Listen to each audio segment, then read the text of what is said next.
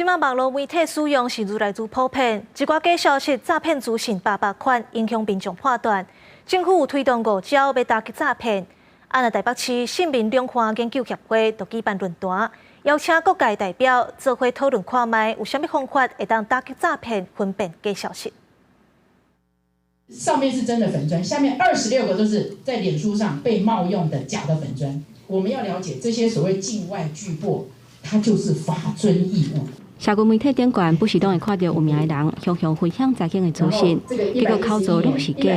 就连创办人做形成，拢捌去互存股的社团偷用相片，敢来当出来个赔回。头像被诈骗居然拿去，就是说骗他来这个招募资金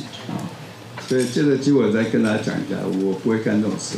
数位时代发展，连带地书假信息、甲恶意诈骗的行为愈来愈严重。除了传统电信的诈骗以外，网络演算法、社群放送、新形态数位广告等等运作的机制，拢是传播的方式，嘛真有可能会影响民众的判断。与其要避免很多假讯息，倒不如培养我们去看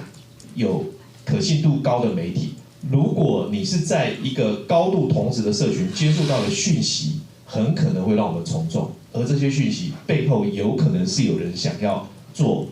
各种利益的动员。学者认为讲，民众爱有判断是真是假，甲有商业意图媒体辨识的能力，那政府相关单位的介入嘛真重要。纳入这个洗钱防治法的规管对象，所以我们会有一个法遵的指引，我们也会有一些业务面的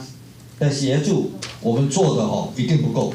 因为有这种命中性，大家这种犯罪集团成本大降。其实如果大家对诈骗的手法越加的了解以后，就越懂得怎么去运用它了。市民协会办理论坛，邀请三观学界共同探讨假信息、甲诈骗等等的防治，期待为媒体平台业者、民众也有政府公部门的投入，会当避免假信息、甲诈骗的影响持续扩大。记者综合报道。